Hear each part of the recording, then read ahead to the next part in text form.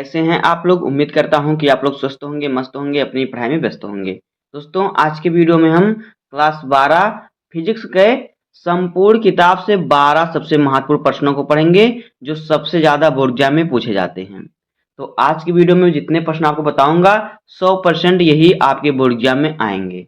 तो आज का वीडियो आपके बोर्ड एग्जाम के लिए बहुत ही इंपॉर्टेंट है। तो अगर आप वीडियो पर नए हैं तो वीडियो को लाइक कर दीजिए, चैनल पर नए सब्सक्राइब कर दीजिए, बेल आइकन को प्रेस कर दीजिए, क्योंकि बोर्ड एग्जाम के हर इंपॉर्टेंट टॉपिक का वीडियो आपको इस चैनल पर डेली मिलता रहेगा। तो आइए वीडियो को स्टार्ट करते हैं। देखिए पहला क्वेश्चन हमारा क्या है। देखिए पहला क्वेश्चन हमारा है कि प्रिज्म के पदार्थ का अपवर्तनांक का सूत्र लिखिए तथा प्रयुक्त प्रतीकों का अर्थ समझाइए। क्या करना हमें, प्रिज्म के पदार्थ के अपवर्तनांक का सूत्र लिखना है और उसके चिन्हों का नाम बताना कि कौन सा चिन्ह क्या है। तो देखिए पहले इसका सूत्र लिखते हैं। प्रिज्म का अपवर्तनांक होता है, देखिए n बराबर, इसे n से प्रदर्शित करते हैं तो n बराबर सूत्र हमारा होता है साइन इंटू ए प्लस यम, यम प्लस में बटे में 2 रहेगा और फिर इस पूरे के बटे में क्या रहेगा, साइन ए बटे 2। क्या हो जाएगा, साइन, यहाँ पे साइन है, साइन ए और बटे में 2। ये होता है प्रिज्म के अपवर्तनांक का सूत्र। जहां पे देखिए, जहां पे ये n होता है प्रिज्म का अपवर्तनांक होता है और यहाँ पे देखिए जो a आपको दिख रहा है, a जो होता है प्रिज्म कोण होता है और फिर जो आपको देखिए यहाँ पे ये दिख रहा है सिग्मा m, ये है आपका अल्पतम विचलन कोण। और फिर जो आपको यहाँ पे देखिए तो यहाँ पे देखिए जो आपको a दिख रहा है ये क्षेत्रफल होता है। तो यही होता है प्रिज्म के अपवर्तनांक का सूत्र। अब आगे देखिए दूसरा क्वेश्चन हमारा क्या है। यहाँ पे देखिए दूसरा क्वेश्चन क्या है। दूसरा क्वेश्चन कह रहा है कि दूरदर्शी की विभेदन क्षमता से क्या तात्पर्य है। तो देखिए दूरदर्शी की विभेदन क्षमता क्या होता है। देखिए इसको आपको लिखना है कि दूरदर्शी, यहाँ पर रहेगा दूर, तो दूरदर्शी द्वारा दूर स्थित जो समीपवर्ती वस्तुओं के प्रतिबिंब को अलग अलग स्पष्ट देखने की क्षमता को ही दूरदर्शी की विभेदन क्षमता कहते हैं। देखिए विभेदन का मतलब होता है अलग, जैसे कि कहीं दूर पर दो वस्तुएं पास पास में रखी गई हैं। इस प्रकार से अगर आप दूर से देख रहे हैं दोनों वस्तु, आपको अलग दो वस्तु लग रही है तो ये हो गई, यही इसी को कहते हैं दूरदर्शी की विभेदन क्षमता। जब हम दूरदर्शी से देखेंगे तो दोनों वस्तु हमें अलग अलग दिखाई देंगी। अगर हम नंगी आंखों से देखेंगे तो दूर रहेगा तो हमें एक ही वस्तु दिखाई देगा। तो यही होता है दूरदर्शी की विभेदन क्षमता। तो देखिए इसका सूत्र क्या होता है। देखिए विभेदन क्षमता बराबर, देखिए सूत्र क्या होता है, विभेदन क्षमता बराबर सूत्र होता है 1/, विभेदन क्षमता, 1/, विभेदन क्षमता। तो देखिए यहाँ पे जो विभेदन क्षमता होता है वो क्या होता है, देखिए यहाँ पे इसके बराबर क्या होता है, इसके बराबर होता है यहाँ पे देखिए D/1.22 लैम्डा, ये होता है। जहां पे जो डी होता है, ये होता है जो डी, ये होता है अभिदृश्यक लेंस की फोकस दूरी। क्या होता है, अभिदृश्यक लेंस की फोकस दूरी होता है। अब आगे देखिए, सॉरी अभिदृश्यक लेंस का फोकस द्वारक होता है जो डी होता है। अब आगे देखिए तीसरा क्वेश्चन हमारा क्या है।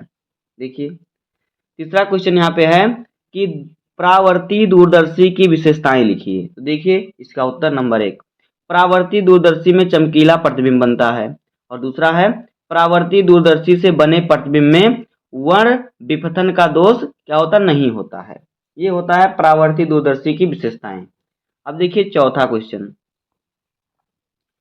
क्वेश्चन है कि लेंस के द्वितीयक फोकस की परिभाषा लिखिए। तो देखिए इसका उत्तर, देखिए मुख्य अक्ष के समांतर चलने वाली प्रकाश की किरण अपवर्तन के बाद मुख्य अक्ष को जिस बिंदु पर काटती है उस बिंदु को द्वितीय फोकस कहते हैं। क्या होता है, मुख्य अक्ष के समांतर चलने वाली प्रकाश की किरण अपवर्तन के बाद मुख्य अक्ष को जिस बिंदु पर काटती है उसे ही कहते हैं द्वितीय फोकस। यहाँ पे देखिए आपको चित्र द्वारा समझाते हैं।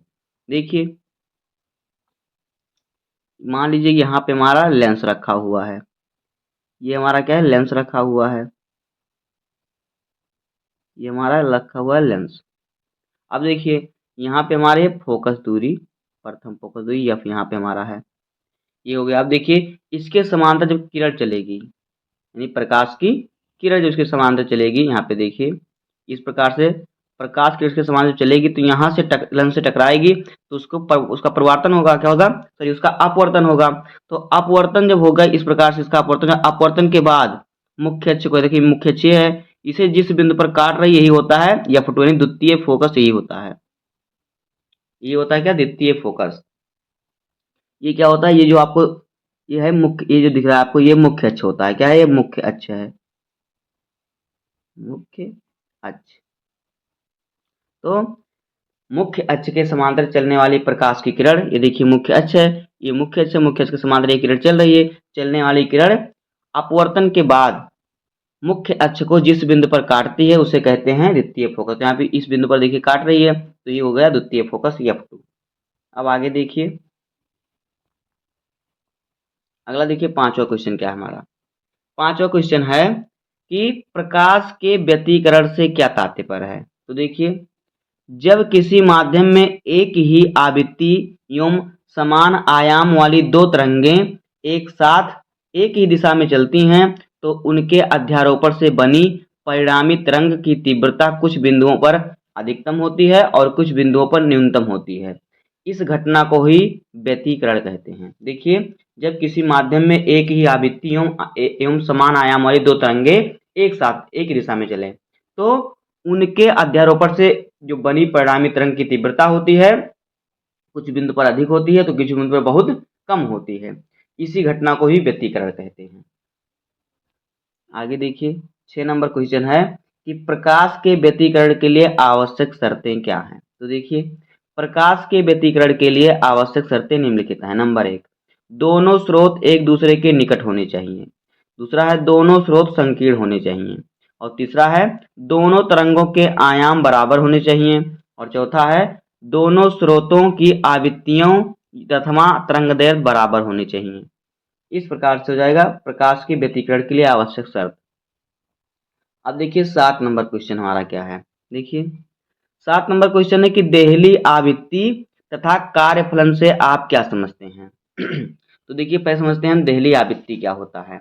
देखिए देहली आवृत्ति किसी धातु की सतह पर आपतित प्रकाश की वह न्यूनतम आवृत्ति जो उस धातु की सतह से इलेक्ट्रॉन का उत्सर्जन कर सके उसे क्या कहते हैं, देहली आवृत्ति कहते हैं। और इसे V0 से प्रदर्शित करते हैं। किसी धातु की सतह पर आपतित प्रकाश की वह न्यूनतम आवृत्ति, वह सबसे कम आवृत्ति जो उस धातु की सतह से इलेक्ट्रॉन का उत्सर्जन कर सके उसे कहते हैं देहली आवृत्ति और इसे V0 से प्रदर्शित करते हैं। अब देखिए कार्यफलन क्या होता है। देखिए किसी धातु की सतह से प्रकाश इलेक्ट्रॉन को बाहर निकालने के लिए आवश्यक न्यूनतम ऊर्जा को कार्यफलन कहते हैं। कोई धातु है उसकी सतह से प्रकाश इलेक्ट्रॉन को बाहर निकालने के लिए हमें जो सबसे कम ऊर्जा की आवश्यकता होगी वही कार्यफलन कहलाती है और इसे W0 से प्रदर्शित करते हैं। देखिए कार्यफलन निकालने के लिए सूत्र हमारा क्या होता है। देखिए कार्यफलन बराबर सूत्र होता है W0 बराबर HV0। देखिए जो यहाँ पे H है ये प्लांक नियतांक है और V0 जो है ये है देहली आवृत्ति और जो W0 है ये कार्यफलन है। अब आगे देखिए अगला क्वेश्चन। अगला क्वेश्चन है कि रदरफोर्ड के परमाणु मॉडल की मुख्य कमियां क्या थीं। रदरफोर्ड के परमाणु मॉडल की मुख्य कमियां क्या थीं। तो देखिए रदरफोर्ड के परमाणु मॉडल की कमियां हम समझते हैं। देखिए रदरफोर्ड के परमाणु मॉडल की मुख्य दो कमियां। नंबर 1, रदरफोर्ड के अनुसार जब इलेक्ट्रॉन नाभिक के चारों ओर घूमता है तो इलेक्ट्रॉन ऊर्जा उत्सर्जित करता है। अगर ऐसा होता तो इलेक्ट्रॉन की ऊर्जा निरंतर कम होती जाएगी और एक समय ऐसा आएगा जब इलेक्ट्रॉन नाभिक में गिर जाएगा, जबकि ऐसा नहीं होता है तो यह एक क्या है, कमी है। देखिए क्या कहते थे वो रदरफोर्ड की जो इलेक्ट्रॉन नाभिक है, इलेक्ट्रॉन क्या करता है, नाभिक के चारों ओर चक्कर लगाता है तो क्या करता है वो ऊर्जा उत्सर्जित करता है यानी ऊर्जा निकालता है। तो अगर ये ऊर्जा निकालेगा तो एक समय ऐसा आएगा जब इसकी ऊर्जा खत्म हो जाएगी और ये क्या होगा, चक्कर लगाते लगाते नाभिक में गिर जाएगा। और अगर ऐसा होता तो ये दुनिया खत्म हो जाती। तो इसलिए ऐसा नहीं होता, तो ये क्या है, कमी है। उसके बाद देखिए दूसरी कमी है कि रदरफोर्ड के अनुसार इलेक्ट्रॉन सभी संभव त्रिज्याओं की वृत्ताकार कक्षाओं में घूमता है, जबकि ऐसा नहीं है। अर्थात परमाणु केवल कुछ निश्चित कक्षाओं में घूमता है। अतः यह मॉडल रेखीय स्पेक्ट्रम की व्याख्या करने में असमर्थ रहा। तो ये पहली कमी हो गई और ये हो गई दूसरी कमी। आगे देखिए, उसके बाद 9 नंबर क्वेश्चन हमारा है कि नाभिकीय बल किसे कहते हैं, इनके गुण लिखिए। तो देखिए, नाभिकीय बल, नाभिक के भीतर लगने वाला वह बल जो न्यूक्लियनों P+ यानी कि प्रोटॉन और न्यूट्रॉन के क्या करता है, बाहरी रखता है। क्या करता है, बाहरी रखता है, उसे नाभिकीय बल कहते हैं। नाभिक के भीतर लगने वाला वह बल जो यहाँ पे रहेगा बांधे रखता है, यहाँ पे बांधे रखता है, जो प्रोटॉन और न्यूट्रॉन को क्या करता है, बांधे रखता है। यहाँ पे रहेगा बांधे रखता है, उसे नाभिकीय बल कहते हैं। अब देखिए इसके मुख्य गुण, नाभिकीय बल के मुख्य गुण देखिए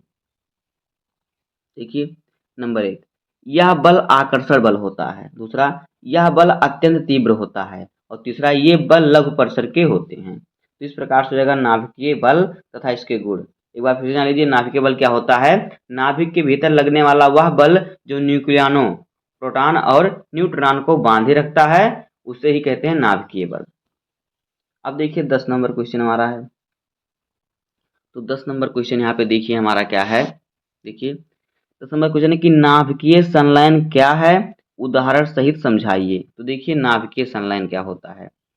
देखिए जब दो या दो से अधिक हल्के नाभिक परस्पर मिलकर एक भारी नाभिक का निर्माण करते हैं तो इस प्रक्रिया को नाभिकीय संलयन कहते हैं।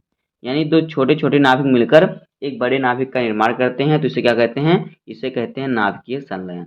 देखिए इसका समीकरण समझाते हैं आपको। देखिए h² + 1h², ये सभी हल्के नाभिक हैं। क्या है, हल्के नाभिक हैं। अब ये हल्के नाभिक मिलकर क्या करेंगे, एक भारी नाभिक का निर्माण करेंगे। देखिए यहाँ पे हो जाएगा 2He4 प्लस ऊर्जा। तो देखिए ये दोनों हल्के नाभिक मिलकर क्या किए, ये दोनों हल्के नाभिक मिलकर एक बड़े नाभिक का निर्माण किए हैं। तो इसलिए ये क्या हो गया, नाभिकीय संलयन। यही होता है नाभिकीय संलयन कि जब दो या दो से अधिक हल्के नाभिक परस्पर मिलकर एक भारी नाभिक का निर्माण करते हैं तो इस प्रक्रिया को कहते हैं नाभिकीय संलयन। अब आगे देखिए अगला क्वेश्चन है कि नाभिकीय विखंडन से आप क्या समझते हैं। तो देखिए नाभिकीय विखंडन क्या होता है। देखिए जब किसी भारी नाभिक पर न्यूट्रॉन की बमबारी होती है, यहाँ पे रहेगा न्यूट्रॉन, बमबारी मतलब उस पर गिराया जाता है। जब किसी नाभिक पर, भारी नाभिक बड़ी नाभिक पर न्यूट्रॉन की बमबारी की जाती है तो वह दो बराबर भागों में या दो बराबर नाभिकों में टूट जाता है। इस प्रक्रिया को नाभिकीय विखंडन कहते हैं। नाभिक का टूटना ही नाभिकीय विखंडन है। जब क्या होता है, किसी बड़ी नाभिक पर न्यूट्रॉन की बमबारी के न्यूट्रॉन गिराया जाता है तो वह दो बराबर भागों में टूट जाता है, दो बराबर नाभिकों में बट जाता है। यही प्रक्रिया कहलाती है नाभिकीय विखंडन कहलाती है। जैसे कि देखिए यहाँ पे देखिए, यहाँ पे हमारा जो है इस प्रकार से ये हमारा हो जाएगा भारी नाभिक। ये भारी नाभिक, इस पर हम क्या करें, न्यूट्रॉन की बमबारी करें अगर हम, तो ये क्या होता है कि दो बराबर भागों में टूटेगा। देखिए यहाँ से हमारा हो जाएगा ये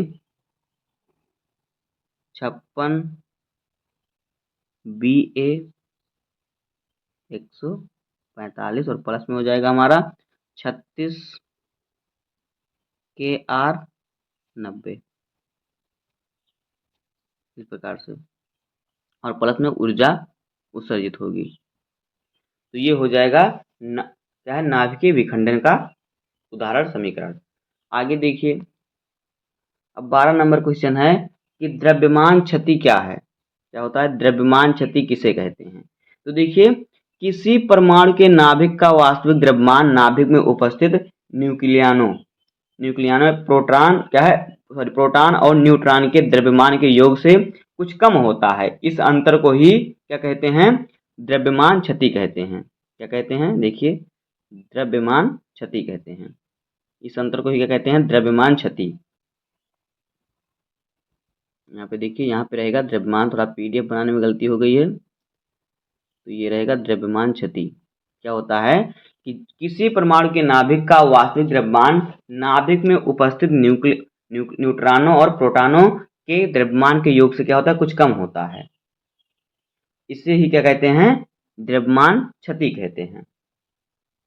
आगे देखिए, अब देखिए इसका जो होगा समीकरण सूत्र इस बार से होता है। देखिए यहाँ पे देखिए क्या होता है इसका सूत्र। द्रव्यमान क्षति निकालने के लिए सूत्र जो होता है, देखिए क्या होता है, ये होता है डेल्टा एम बराबर, कोष्टक में देखिए क्या होता है, जेड इंटू एम पी और प्लस इंटू ए माइनस जेड और फिर इंटू एम एन, कोष्टक बंद करेंगे, माइनस में हमारा आएगा एम। ये होता है सूत्र। इसका प्रतीकों का अर्थ समझ लेते हैं। देखिए जो डेल्टा एम है यह है द्रव्यमान क्षति। क्या है? द्रव्यमान क्षति है। और जो आपको यहाँ पे देखिए जेड दिख रहा है, जेड जो है यह है प्रोटॉन की संख्या, और एम पी जो है ये क्या है? यह है प्रोटॉन का क्या है? द्रव्यमान। एम से होता है द्रव्यमान और पी से होता है प्रोटॉन, तो प्रोटॉन का द्रव्यमान है। और ए माइनस जेड जो है यह है न्यूट्रॉन की संख्या, और यम एन जो दिख रहा है आपको यह है न्यूट्रॉन का द्रव्यमान, यानी एन से न्यूट्रॉन, एम से द्रव्यमान। और जो आपको यहाँ पे देखिए, यहाँ पे देखिए जो आपको ये दिख रहा है क्या है? Delta M. यही क्या है? ये द्रव्यमान की क्षति निकालने के लिए सूत्र। इसको हम द्रव्यमान की क्षति से किससे प्रदर्शित करते हैं? इसको प्रदर्शित करते हैं किससे? डेल्टा एम से। दोस्तों इसी प्रकार से हो जाएगा क्लास 12 केमिस्ट्री के, सॉरी क्लास 12 फिजिक्स के 12 सबसे महत्वपूर्ण क्वेश्चन जो हमारे बोर्ड एग्जाम में हर साल पूछे जाते हैं। तो उम्मीद करता हूं कि आपको वीडियो पसंद आया होगा। अगर आपको वीडियो पसंद आए तो वीडियो को लाइक कर दीजिए, चैनल पर नए सब्सक्राइब कर दीजिए, बेल आइकन को प्रेस कर दीजिए, क्योंकि बोर्ड एग्जाम के हर इंपॉर्टेंट टॉपिक का वीडियो आपको चैनल पर डेली मिलता रहेगा। तो मिलते हैं किसी नेक्स्ट वीडियो में, तब तक के लिए धन्यवाद। जय हिंद।